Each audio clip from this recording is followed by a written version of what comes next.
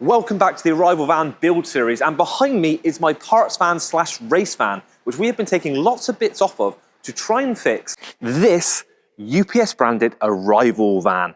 But we have not been having much luck, as you have seen in previous episodes. I have happened to find someone who's pretty good with a laptop that may be able to get into the system and get some of the modules to come online. But that's for a future episode. So on this episode, we are going to be taking more bits off of this van because there's an absolutely massive battery pack underneath this thing, and I have no idea what's inside of it because it's completely different to these black battery packs that I bought in the auction. And I was told these were out of the Arrival vans, but clearly a lot newer model. Now, we already know what's inside of these, but let's find out what's inside of this absolutely massive battery pack. So, let's go. Now to start with, we're going to lift the van into the air, and then we're going to disconnect all the HV connectors. So these are two-part disconnects, so you pull a little thing out, pull the HV connector, unplug it. Some of these have been unplugged in the past from when we did the work from removing the motor. We're then going to unclip and drain all the coolant now into this black bin because it's the biggest thing I've got without holes in. And then we'll get ready to take some of the bolts out. Now I'm not taking out all the bolts. I'm going to take out enough to make my life easier when I put it on the trolley, but not enough to drop the pack on my head. Now from looking under here, the fundamental battery pack design is probably quite similar to the black packs. There is no bolts that actually go up through the middle of the pack. So the whole pack is held in basically by a number of bolts, 15mm bolts that run all the way around there. That is it. Teslas and everything else have packs that go through the floor to stop them sagging and all those things. These do not. The other key thing is this, if you can hear it, is hollow. Now that's because, if similar to the black packs, they have a central cooling plate that runs straight down the middle, and then the modules sandwich together like that, which is a pain in the ass to build because you have to have a special twist jig to assemble one side, where it take the whole pack over, assemble the other side. The other thing is that is not very thick metal, so any heavy impact under here is probably going to do a bit of damage. But there's probably a good air gap between them. Now I'm not going to take this off because I actually need to lower this pack down onto a trolley to take it out. But I'm pretty sure once we take the lid off, we'll know pretty quick if that is the case. So we've put loads of tyres on here because the trolley is actually wider than the ramp legs. Good old Defender tyres. I'm going to see if I can get enough clearance. I positioned the tyres where I've already taken the bolts out. So I'm hoping it should work.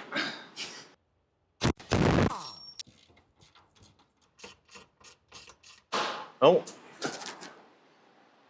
think it might come out. I think it might just be a little bit stuck. So maybe a pry bar moment. You can hear it. It's going. It's going. It's slowly self-lowering itself out like by magic.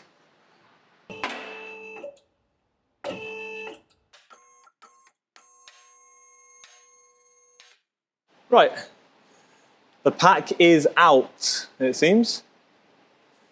And it is a big pack. Look at the thickness of it. It's absolutely crazy. Now, let's slide this out and get the lid off and see what's going on inside, shall we? Looking at the size of this battery pack we've now got out of the van, how much room is under here? It is absolutely massive. Now, as this is going to become the race van long term, I have so much space to fit a high voltage battery pack under here that can be considerably smaller than that thing. Now, let's get the lid off that and have a closer look inside and see what's actually going on in there.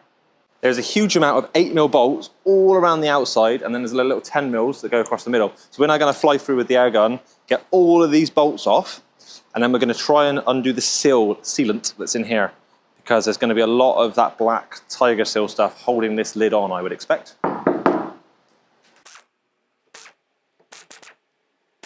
Right, that's all the bolts out from around the outside of the lid. I'm going to get all these ones off from the inside of the lid. There is a foam layer on the top of this, which are these pads, which are made out of a foam. Tesla and some of the other manufacturers have done a similar thing. I think it's to stop vibration with the pack and resonance between a flat floor and the flat lid of the battery pack when you're driving. Certain vibrations will cause them to resonate against each other. It's now time to break the seal and get the lid off.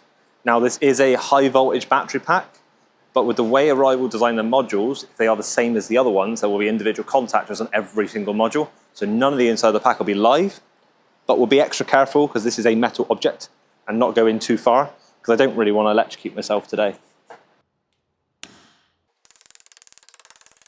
It's actually breaking that seal easier than it should, in my opinion. If you've ever taken a Tesla battery pack apart, you'll know that they're an absolute nightmare to get apart. But looking closely at this might actually be a gasket that's produced for them and not actually hand-applied sealant. Let's have a look. There we go. Similar-ish to the other pack, I think.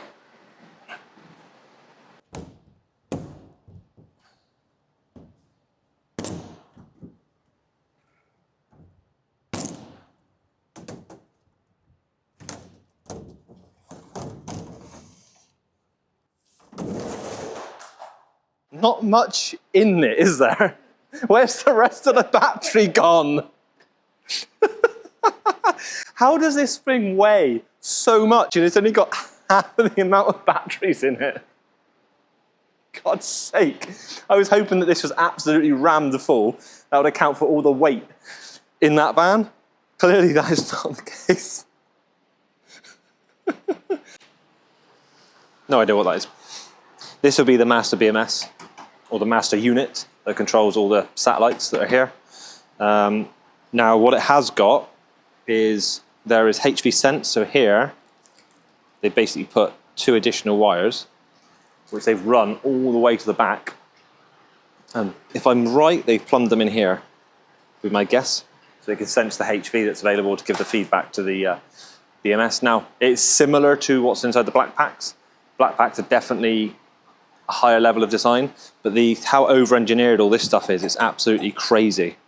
The amount of aluminium in this, the amount of reinforcement structure that's been put into this pack. Now, cooling-wise, the coolant goes in the front here with 2 inputs. Underneath here, I expect there's a split of some sort. We'll whip that off at some point and have a look. And then there's these big old billet blocks here, which must be bonded into there, that push into these cooling plates. And then, as I said before, the cooling plate runs up the middle, and the modules bolt either side of it all the way up. And once again, they've clearly got internal contactors, like they have on the other ones. So that was clearly a design they went with from the start, which I think still think is crazy, that they clearly did. I can't see additional contactors down inside here though. If we look closely, there's literally nothing in there. So there may be some CCS contactors hidden down in there, but on these packs, all of it's hidden inside like a black casing. Wonder how much water ingress they got on these packs. Because with the way it's sealed and stuff and how easy that seal came off, I wouldn't be surprised if they had water getting in some of the test packs in the beginning. Now, as I said before, this is the bottom of the pack. It is super thin aluminium. And there's not a huge gap, if you look on here, between the module and that. With how thin that aluminium is, and it being a delivery lorry that drives over speed bumps and all sorts all the time, I would have expected them to have issues long-term of stuff coming through this aluminium. At least with Tesla, when they did the Model S, they did a very thick piece of aluminium on the bottom. And with the Model 3, they do a steel base. And then within that, there's foam. So if you do get a hit, the steel is a lot more flexible than Ali. It's a lot stronger than what this is going to be on this design. I think we'll take this coolant plate off along the front here and see if there's actually a split in the middle of here, because there should be. Rather long bolts just to hold a little bit of pressed aluminium on. Now what I've noticed on top of these modules, they do clearly say prototype in red. So these will be very early ones. I mean, that's number 1739. So I don't know whether they started at 0. They may, like most companies, normally start from 1,000 plus or something, just to look like they've made more than they have. So these are very early modules in here. But I mean, this is van number 17, I think, or 18 or 16, something on those lines. So still a very early van in the grand scheme of things. I do wonder what pack would be in the UPS van if I ever took that out, because it looks very similar to this. This thing is doing my head in because the end keeps coming off of it. I mean, it is pretty old. What is it, an old Blue Point? It's probably like 25 years old or something. Might be time to get some new tools soon.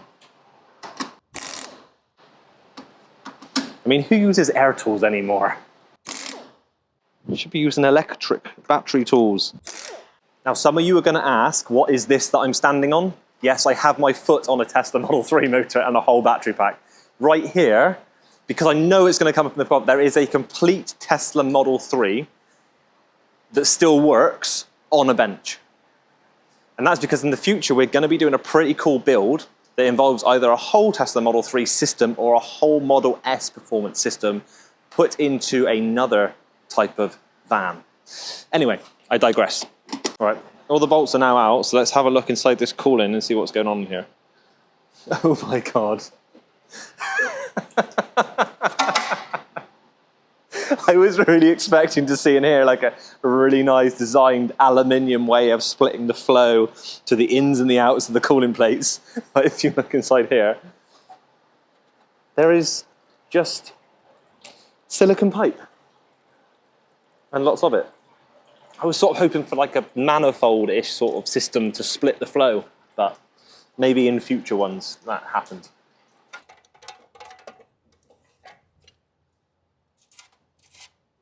Who needs a special tool when you've got a big set of grips?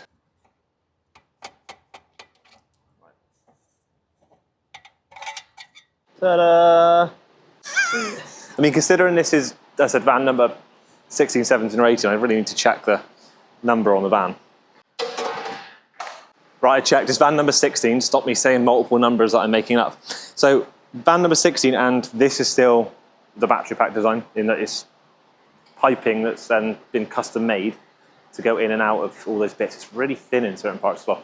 I just would have expected this to be a nice manifold by this point, done in the aluminium with a plate that goes on, but we'll have to open up one of the other packs to see how they've done the cooling in that at some point, but from what I remember, it's very, very similar to this. So these have all been custom machined and made, and they've got the quick fit bits that fit onto there that then push into the coolant manifolds. It's just a lot of work and design, awful lot, for what they really are. Lots of custom machine parts, lots and lots and lots and lots and lots and lots of money. $1 billion, probably, if not more. So this here we have 18th of the 9th, 2020, and the loom has a little sticker on it here, which says it was built in 2021, I think, yeah. So it's not that old. You're talking, what, 4 years? 3 years? 3 years. Roughly 3 years. Obviously, we're in the new year now, so yeah. So there's QR codes on all of these. And if I hover over them, when I'm not in time-lapse, clearly, and in photo mode, do that, it has a link to Google Drive, but I don't have access. But let's see what happens if I request access. I'm sure no one's going to give me access, but I will try. Now the battery pack is out of the van and I've shown you what's going on inside of it, we can get started on actually turning this into a race van. So we have a huge amount of room underneath. We need to get the rest of the interior out, a couple of the other modules, which I might put in the UPS van to try and get that to work. And then, yeah, we'll start working out what drivetrain and stuff we're actually going to put in this thing. So thank you so much for watching. Please hit that subscribe button if you haven't already. And make sure you share this with all your friends and family all over your social media so we can get more people watching the channel so we can do more interesting things for you.